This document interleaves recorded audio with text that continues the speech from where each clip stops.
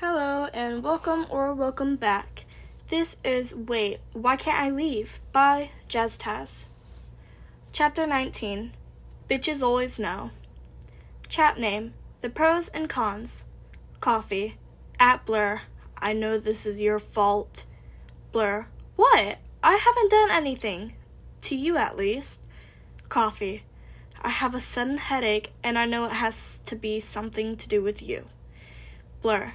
That doesn't make any sense. And don't you always have a headache? Coffee. I don't always have a headache. Blurr. Sure, we'll go with that. Coffee. I just know it's because of you. What have you been doing recently? Blurr. Texting? Coffee. Who? Blurr. Coffee. Tell me what you've done now. Blurr. Okay, so this chat hasn't been helpful answering my question on how to talk to people, so I asked some other people. Drugs. How does that even work? Blurr. Shut. I'm telling a story. Jugs has been muted for 1 hour. Coffee. Continue. Blurr. Thank you. Anyway, because it somewhat worked joining this random chat by accident, I decided to join another chat. Coffee. Of course you did. Blurr. Look, it wasn't the worst idea. Coffee. Sure it wasn't. Cockatoo. Why did I hear Num screaming? And why is it getting close? Ah! I'm back! Blurr. Really? It's still story time! Cockatoo has been muted for 1 hour. Coffee. Who did you start talking to? Blurr. Some probably gamers, so I obviously changed the group chat name and each person's name because I can. Coffee. Yes, because that's what a normal person would do. Blurr. We already know I'm not normal. Anyways, they were no help. Coffee. So you left the chat after? Blurr. Funny story. Coffee. Why am I not surprised? Blurr. Anyway, I then decided group chats didn't work all too great. Coffee. So you decided to what? Blurr. I decided to start talking to a random person in private chat. Coffee. Why? Blurr. Group chats didn't work, so private chats should. Keep up, old man. Coffee. I'm not old. Blurr. You're older than me, therefore you are old. Logic. Coffee. What happened with the person you decided to torture? Speed. Stop muting me, fuckers! Blurr. Never. Speed has been muted for 1 hour. Blurr. Also, I didn't torture them. Coffee. You talked to them, yes? Blurr. Yes. Coffee. So you did torture them. Blurr. How dare you? I am very offended. I will figure out who you are and take away your coffee. Coffee. I fucking dare you. Not a cop. Blurr. Do not even attempt to do that. Do you have a death wish? Blurr. Yes. Not a cop. Wait, no. Blurr. Preemptive muting. Not a cop has been muted for 1 hour. Coffee. Fair. Blurr. So, good news on the person I didn't torture. I have a new friend now. Coffee. I don't know whether I'm happy or I want to bang my head against the wall. Blurr. Why would you want to bang your head against the wall? Coffee. Either you made friends with someone who will make you calm down more, or you made friends with someone who will make you even worse. Blurr. You know, fair, but rude. Coffee. I have a feeling you'll get worse. Blurr. Much offended. Chat name, UA staff. Majima. Aizawa, I think I finally understand what you mean. Aizawa. What? Majima. I have a feeling that I'll be getting a problem child next year. Aizawa. I'm surprised you've made it this far without one. Good luck. Majima. Do you have any tips? Any ideas how to make them less of a problem? Aizawa, no. Yamada, come on, Sho, be nice. Aizawa, no. Kayama, I'll stop pointing out every time you're nice to Blurr, or every time you and Blurr seem to be the same person. Aizawa, tempting, but no. Majima, I'll buy you your favorite expensive coffee beans for the next year. Yamada, Majima, your bank account. Kayama, oh, Majima is serious about wanting those tips. Aizawa, maybe. Chapter 20. I have had a very long day. Nomuri would say she was a level-headed person. Everyone who actually knew her would disagree, but that was besides the point. She was having a good time bullying, texting people in the group chat, and she obviously shouldn't have been muted. Again, for the millionth time. If she weren't a pro hero, this would be her villain origin story. Sue her. She's a drama queen at heart. And this drama queen won't stop until she has her moment. Her first target would be Hisashi, more specifically, his phone. His office was unlocked, like a fool. Her next target is always Tensei. He may be fast, it may be his quirk, but Nomuri was stubborn. Stubbornness combined with the determination of a drama queen meant she was unstoppable. Lastly, if that phone was muted, she'd go after Namasa. He was normally at work around now, and he had no way to escape, unless he was called to interrogate someone, in which Nomuri would hide in his office until he had to return. It was a foolproof plan. Hisashi hated paperwork. He knew it was necessary. It'd be a problem if it weren't. But he still did not like it whatsoever. He could hear notifications from the group chat, but if he looked at it now, the paperwork would be forgotten, and he'd be really sad when he remembered he hadn't finished it. To distract himself from the group chat, Hisashi decided to put on some music. Though he felt like trying something new. He could try out the band Blurr mentioned a while ago. Apocalyptica. Sounded interesting. Hisashi opened up HeroTube and searched the name. He wasn't sure which song to listen to first, until he recognized the song name. Turned out the band had some covers of classical music. He knew of Hall of the Mountain King, so he played that song. He was about halfway through the song when he heard it, Nomuri screaming. His blood went cold. It wasn't often she screamed. It was rare. The screams were something actually bad. Hisashi checked the group chat, asking what had happened. Before he could finish typing, Nomuri burst through the door and stole his phone off him. Typing aggressively, it stopped after. Hisashi assumed it stopped when Nomuri got him muted. Nomuri threw the phone back to Hisashi and ran off. Checking the chat probably showed that Nomuri was, in fact, muted for interrupting story time, according to Blurr. Just as Hisashi was about to read the chat to figure out what story time was in reference to, he got an email asking about the paperwork. Just his luck. Today was Tensei's day off, which meant he had to do everything else, like buying groceries. Most people, it wouldn't take too long, but it took forever for Tensei, because he was a picky eater, but still had to buy enough different things or he wouldn't eat at all. Tensei also had a few new recipes he wanted to try out, which meant figuring out where in the shops each ingredient was. Then, obviously, comparing brands on both their prices and how ethical they were. All while going through a list in which he has to go through the same aisle over and over again because he has no idea so many ingredients were in that aisle. Suffice to say, it took a while. Checking the list on his phone and finding out he had grabbed everything, Tensei decided to buy some chocolate for himself. He just had to decide which chocolate to get. Just as he finally made a choice, he realized he should probably get Tenya some.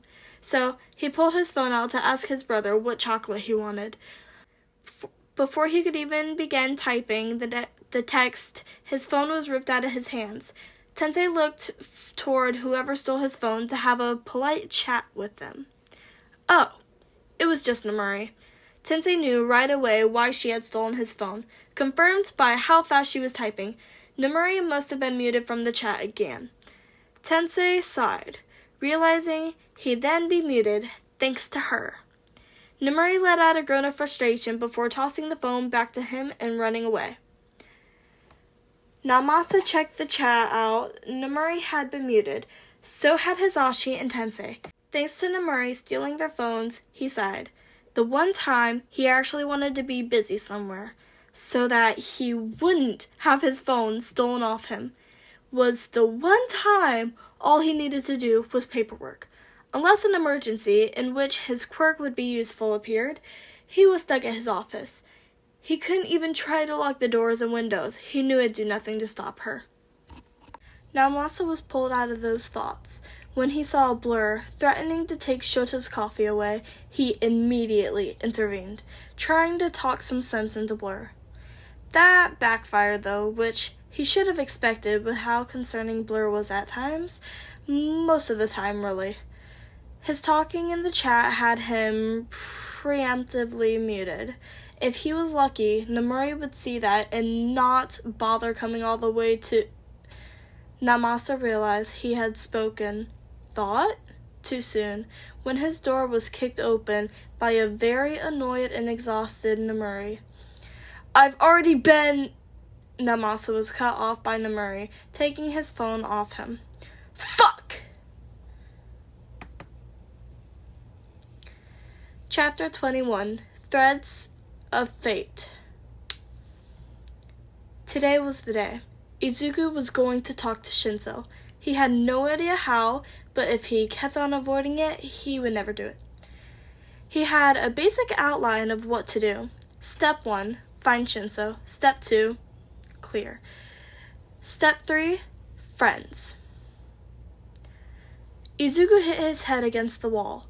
He now understood coffee better. Hitting your head against the wall helps.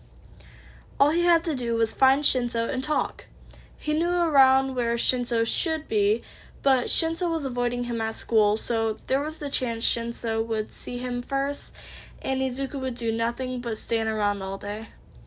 So, Izuku could just keep going there until they talk, but that might also backfire and make Shinso avoid Izuku even more. Being a teenager was too much work, and Izuku was not a fan. Chat name, the pros and cons. Blurr, wish me luck. Drugs, why? Blurr, I'm doing what you would call normal human things. Drugs, are you finally talking to people? Blurr, yes. Coffee, gross. Blurr, agreed, I hate being a teenager. Coffee, it doesn't get much better. Cockatoo, show!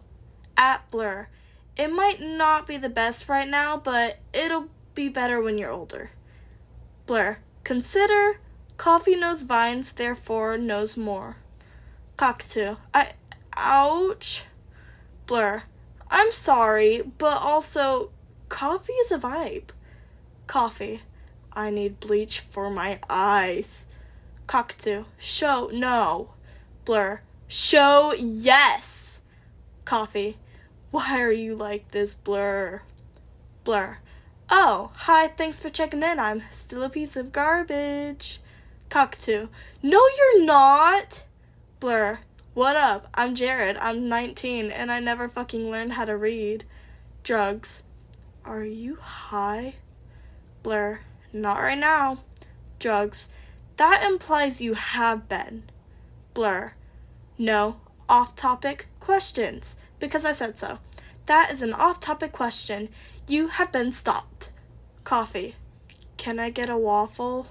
Blurr, can I please get a waffle? Drugs, sure. Blurr, this bitch empty. Yeet.